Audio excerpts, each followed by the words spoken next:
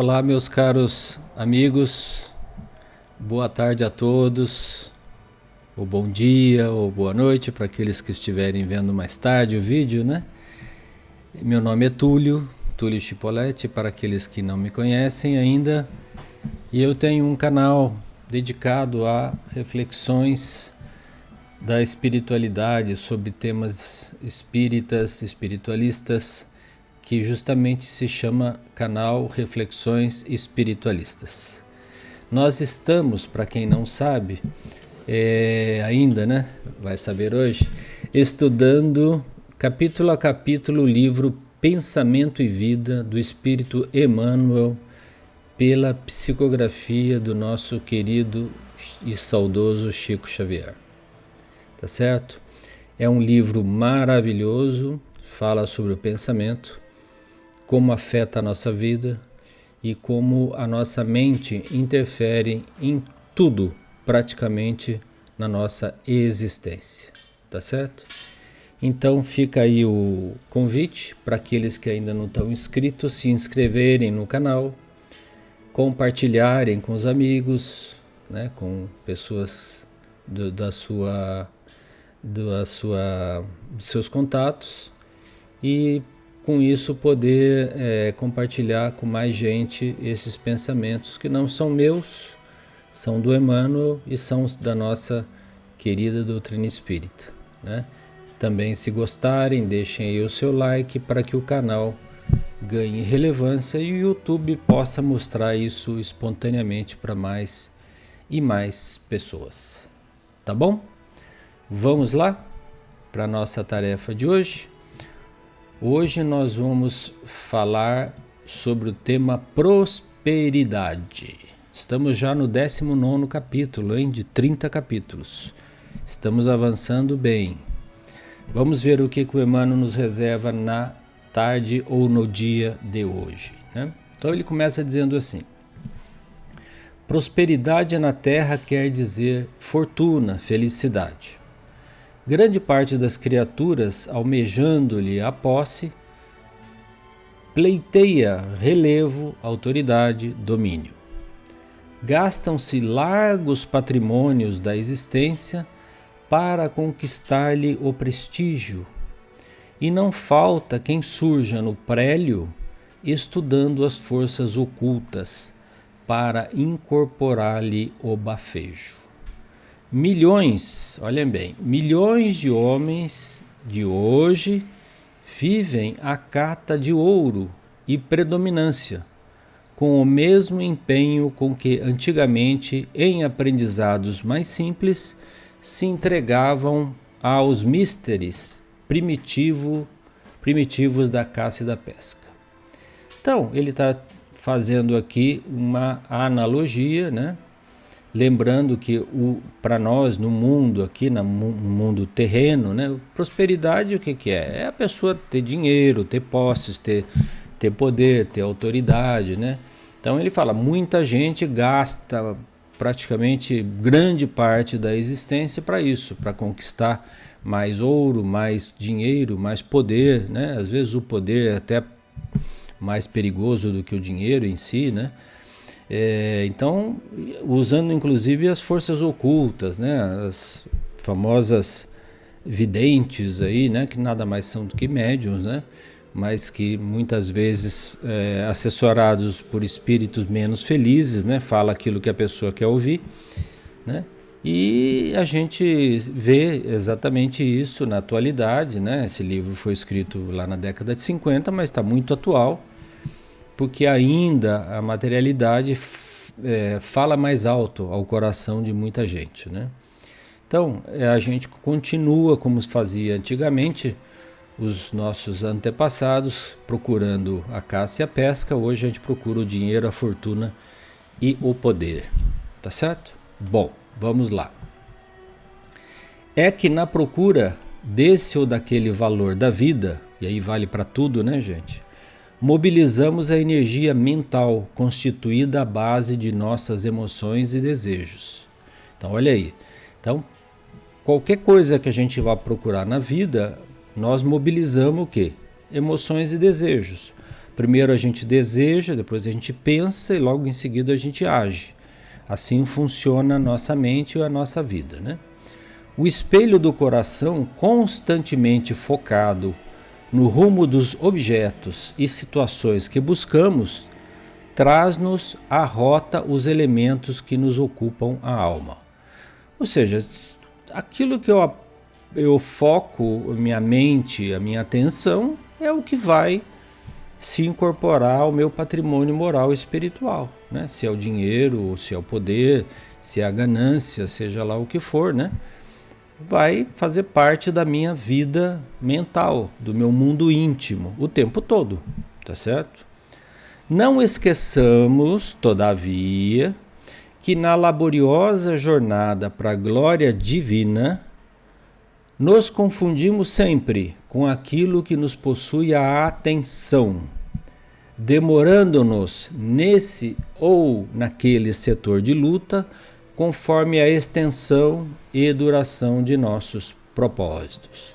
Então, simples, gente. Na nossa jornada evolutiva, tudo aquilo que nós focamos a nossa mente, o nosso coração, o nosso desejo, vai fazer parte do nosso patrimônio moral e espiritual, nesse ou naquele setor de luta, né?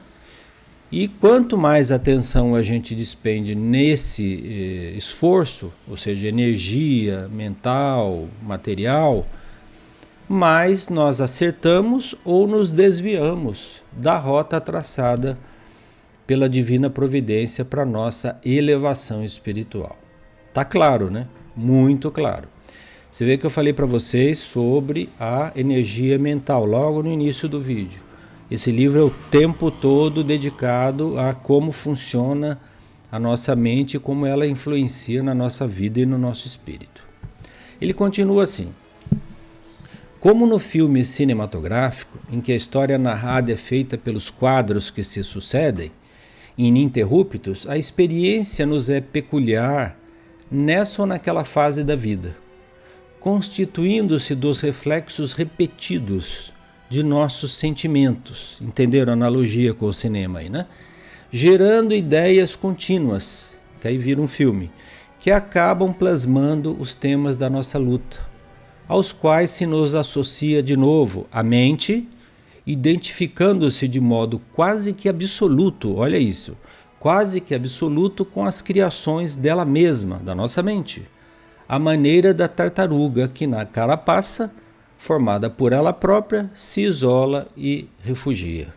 Então nós vivemos no mundo mental que nós criamos para nós. Simples assim. Então nós criamos um mundo assim e a nossa mente plasma essas ideias e esses pensamentos em torno de nós e nós estamos constantemente navegando como se estivéssemos num mar de sentimentos e de emoções causados por nós mesmos. Lógico que influenciam-se muitas vezes os espíritos que se afinam conosco.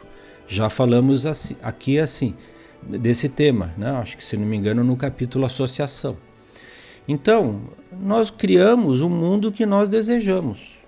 Se nós criarmos um inferno particular, né, de ódio, de vingança, nós vamos viver nesse inferno particular de ódio e vingança.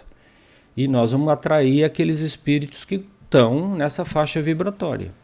Né? Como o rádio sintonizado na determinada estação faz conexão com aquela estação através da frequência com que ela emite. A nossa mente é exatamente isso. É um rádio emissor-receptor. Emite e recebe nessas frequências de onda. Então a analogia com a tartaruga é interessante, porque a tartaruga, você olha para ela assim, está lá refugiada naquela carapaça pequenininha ali é o mundo dela, anda um pouquinho para lá, um pouquinho para cá, esquece que tem todo o universo em volta à disposição dela, mas ela só vê e só pode ver, no caso da tartaruga, né, aquele mundo, mas nós não, nós já temos a nossa capacidade mental de nos abstrairmos desse materialismo e pensarmos um pouquinho na espiritualidade. Pelo menos, se não muito grande parte do tempo, pelo menos uma parte do tempo, do nosso tempo, dedicado a questão da espiritualidade, fazendo uma obra no campo do bem, lendo um bom livro, tendo uma conversação sadia com amigos, né? Participando de algum trabalho espiritual, independente da corrente religiosa que cada um tenha. E assim a gente vai construindo dentro desse mundo íntimo que nós estamos plasmando algo de espiritualidade superior para nós mesmos, tá certo? Bom, ele diz então, em razão disso, o conceito de prosperidade, agora ele vai fazer um paralelo entre os dois mundos aí, né? Em razão disso, o conceito de prosperidade no mundo é sempre discutível, porquanto nem todos sabem possuir, elevar-se ou comandar com proveito para os sagrados objetivos da criação. Acho que está claro, né, gente? Nem todo mundo que tem a posse e o poder tem a capacidade de também distribuir e também comandar com energia positiva, com serenidade, com tolerância, usando esses dons que Deus nos deu para benefício de mais pessoas e de não apenas de nós outros. Muita gente, pela reflexão mental incessante em torno dos recursos amoedados, olha bem, de novo, reflexão mental. O que é reflexão mental incessante em torno dos recursos amoedados? Só pensa em dinheiro. Ponto. Progride em títulos materiais. Entretanto, se não os converte em fatores de enriquecimento geral, cava abismos dourados nos quais se submerge nos abismos dourados, gastando longo tempo para libertar-se do azinhavre da usura. Azinhavre é aquela corrosãozinha verde que fica em cima dos metais de cobre, né? De latão, que também são cunhadas as moedas, né? É como se a gente tivesse em torno de nós aquela corrosão verde que cobre os elementos que são feitos de cobre, né? Muitas vezes as moedas eram cunhadas também nesse metal. É isso que ele está dizendo aqui, né? Então, olha, leva-se gastando longo tempo para libertar-se disso, né? Não sei quanto tempo, depende de cada um. Mas cavar abismos dourados é bem fácil de entender, né? Então, a gente vê pessoas aí que só pensam nisso e aí estão cavando um futuro não muito brilhante, fazendo uma analogia aqui com as palavras, né? Não muito brilhante para o seu espírito, né? Não tão brilhante quanto o ouro, né? Legiões de pessoas no século, está falando todo esse século que nós estamos vivendo, né? Ferem o solo da vida com anseios repetidos de saliência individual, poder, e adquirem vasto renome na ciência e na religião, nas letras e nas artes. Contudo, se não movimentam as suas conquistas no amparo e na educação dos companheiros da senda humana, quase sempre, muito embora fulgurem nas galerias da genialidade, sofrem o retorno das ondas mentais de extravagância que emitem, caindo em perigosos labirintos da purgação. Tá bom? Então, também é a mesma coisa. A gente pode ter na Terra pessoas que são renomados cientistas, renomados artistas, renomados homens empresariais, empresários, políticos, né, ou também das artes, das letras, mas que guardam aqueles tesouros, sejam eles culturais, né, ou até intelectuais, para si próprios, né, sem proveito para ninguém. Não transferem um pouco desse patrimônio para as outras criaturas que estão ao seu redor, mesmo que seja aos poucos. Nós devemos fazer isso, tá certo? Porque o amor a gente aprende trabalhando no campo do bem. Ninguém nasce anjo. Ninguém nasce anjo. Se a gente fosse anjo, não estava encarnado aqui. Então a gente precisa trabalhar para adquirir um pouquinho dessa capacidade de amar e de se doar, né? E doar não é só dinheiro, doar tempo também é muito importante. Ou doar pensamento, bons pensamentos, né?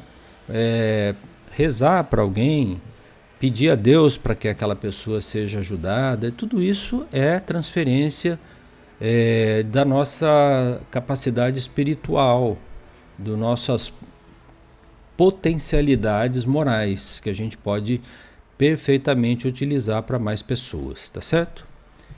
Então ele, já indo aqui para o final, ele diz assim: há por isso muita prosperidade aparente, mas mais deplorável que a miséria material em si mesma, porque a mesa vazia e o fogão sem lume, sem fogo, podem ser caminhos de louvável reparação, enquanto que o banquete opíparo, que é um banquete magnífico, né?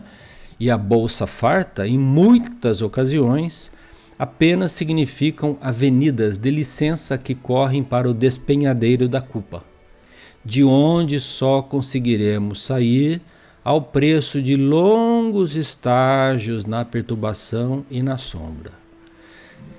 Então, gente, se a população da Terra percebesse só o que está dito aqui neste único slide, o mundo seria outro. E nós não teríamos tanto sofrimento no pós-morte.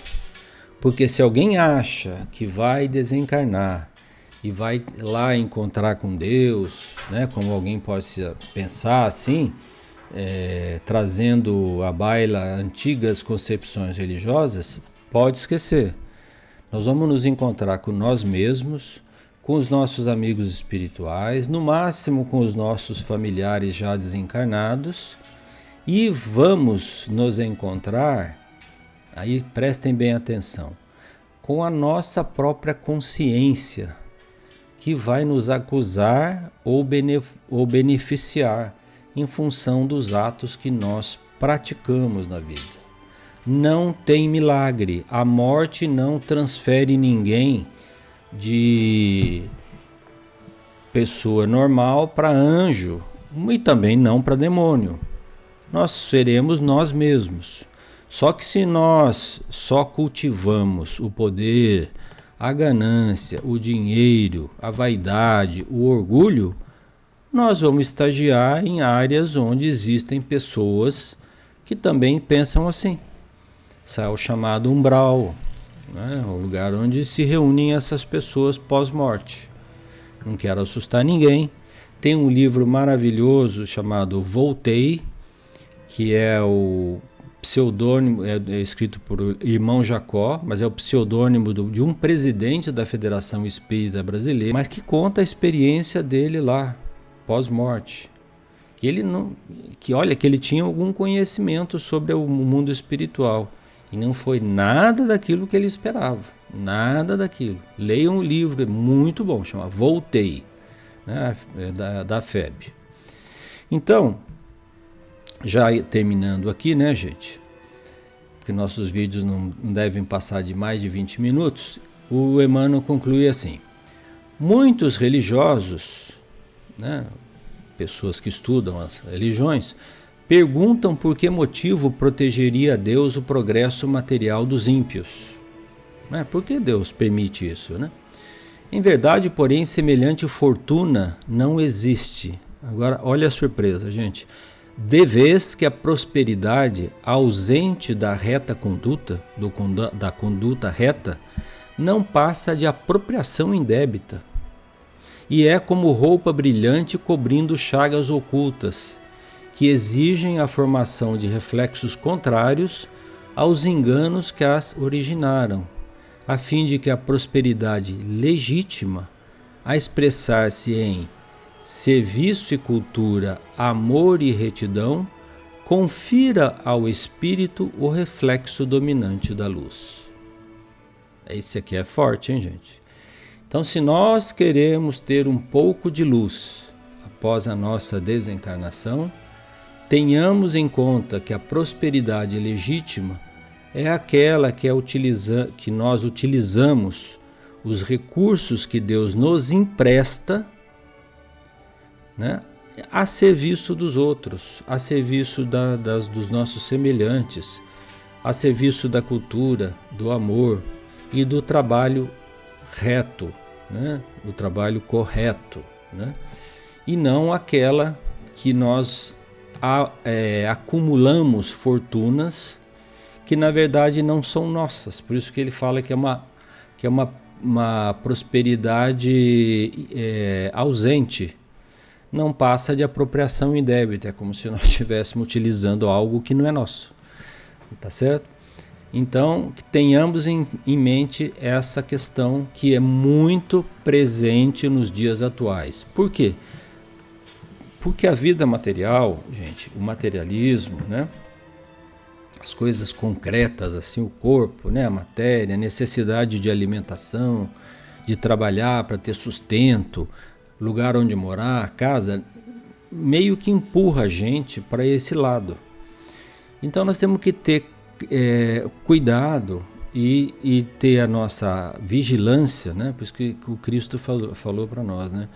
Vigiai e orai para não cairdes em tentação. Vigiar é isso, gente. É vigiar na nossa conduta.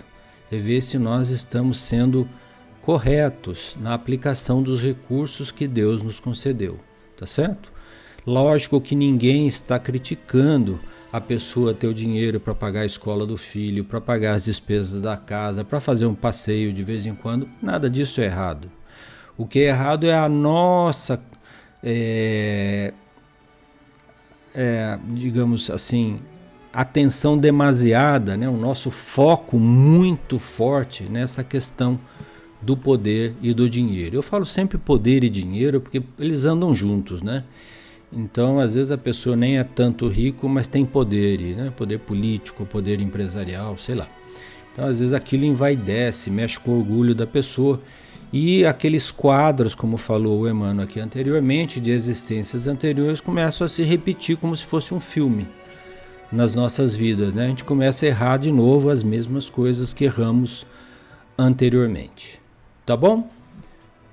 Um beijo aí no coração de todos. Fiquem com Deus. Espero que gostem desse vídeo, desse conteúdo, desse material. Se gostarem, lembrem, deixem o seu like aí, se inscrevam, mandem para os amigos, compartilhem, para que o canal ganhe relevância e para que a gente possa aprender mais, né? No fundo, o mais importante do que o canal ganhar relevância é nós aprendermos mais e mais a nossa vida, né? Como vivermos para sermos mais felizes lá na frente, tá bom? Um beijo a todos aí, fiquem com Deus.